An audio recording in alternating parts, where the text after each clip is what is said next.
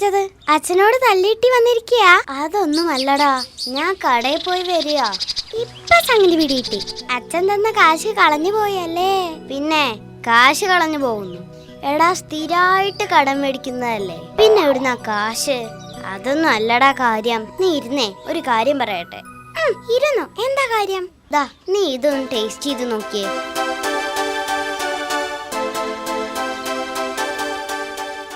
എന്തെങ്കിലും കുഴപ്പമുണ്ടോ? ഏയ്, ഒരു കുഴപ്പമില്ല. എന്താടാ കാര്യം? ഇതെന്താ? ഹാവു, രക്ഷപ്പെട്ടു. എന്നാലേ ഈ താഴെ കിടക്കുന്ന പൊതിയാ എലിവിഷം. ഏതാ എലിവിഷം എന്നറിയാതെ ഞാൻ വിഷമിച്ചിരിക്കുകയായിരുന്നു. എടാ ദുഷ്ടാ. താങ്ക്സ് എടാ ദീപു, താങ്ക്സ്. എന്താടാ ഒരു പേപ്പർ റോൾ? അത് വേറൊരു പുലിവാലി. ഞാനൊരു മാപ്പ് വാങ്ങിച്ചതാടാ, കേരളത്തിന്റെ മാപ്പ്. ടീച്ചർ പറഞ്ഞിട്ടാ? അല്ലല്ല, ഞാൻ തന്നെ വാങ്ങിച്ചതാ.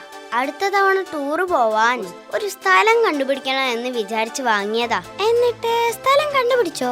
എന്ത് ചെയ്യാനാ ചങ്ങാതി, അതിലാകപ്പാടെ 14 ജില്ലയേ ഉള്ളൂ.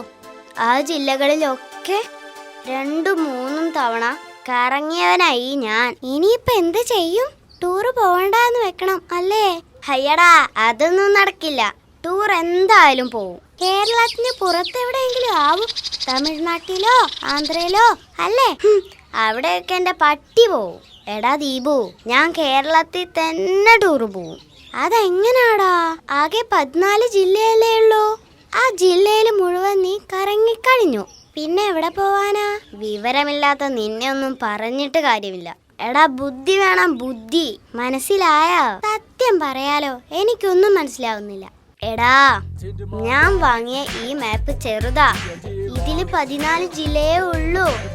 കേരളത്തിന്റെ കുറച്ചുകൂടെ വലിയ മാപ്പ് വാങ്ങിക്കൊണ്ടുവരാൻ ഞാൻ ചിഞ്ചുവിനെ കടയിൽ പറഞ്ഞയച്ചിരിക്കുക.